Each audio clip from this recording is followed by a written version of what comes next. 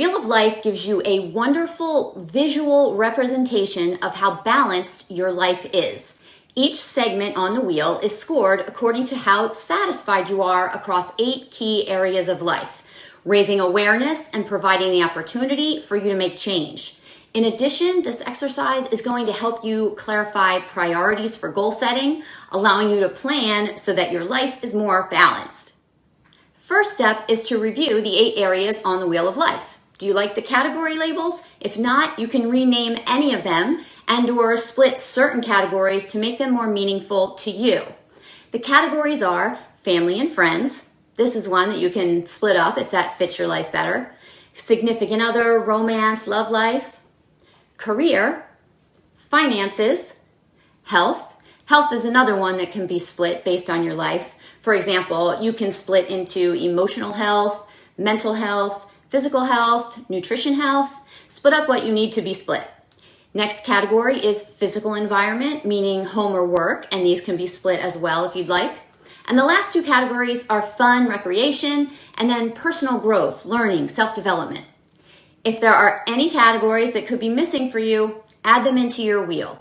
Other examples of categories could be spiritual well-being, service, leadership, integrity, achievement, or community. Now I want you to sit with your categories. Sit with each one independently for several minutes at least. Think about what success feels like for each one. Then I want you to rank your level of satisfaction with each area of your life by drawing a line across each segment and placing a value between 1 very dissatisfied and 10 fully satisfied. This is going to give you that visual representation of how you're currently satisfied or not within each of these categories in your life. There is an example wheel on your worksheet that explains and shows you how to score and draw your lines. So when you're looking at the worksheet, this will all make perfect sense. The new perimeter of your circle represents your Wheel of Life. So is your Wheel of Life a bumpy ride? You're going to be answering some questions and brainstorming. First question, looking at your wheel, are there any surprises for you? Meaning, did you expect your wheel to look different than it does? How do you feel about your life as you look at your wheel? How are you feeling? How do you currently spend time in these areas? How would you like to spend time in these areas? Which of these areas would you most like to improve? How could you make space in your life for these changes?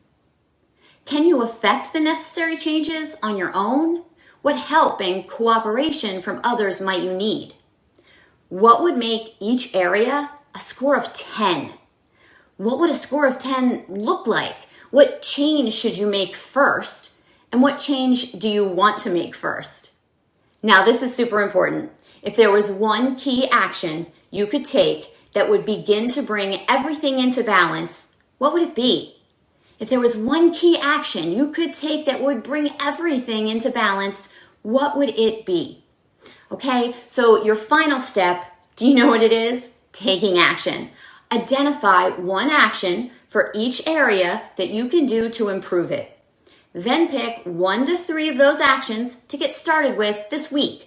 If you prefer, you could choose the 3 areas you most want to work on and identify an action for each of those first and start taking those 3 actions this week.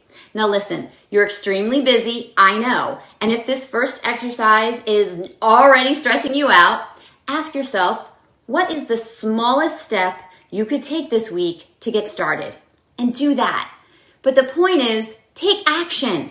Friends, one of the biggest misconceptions out there is that knowledge is power. Knowledge is not power. Applying your new knowledge is power. So I want you to take action, even if it's a very small step. That's forward motion, okay?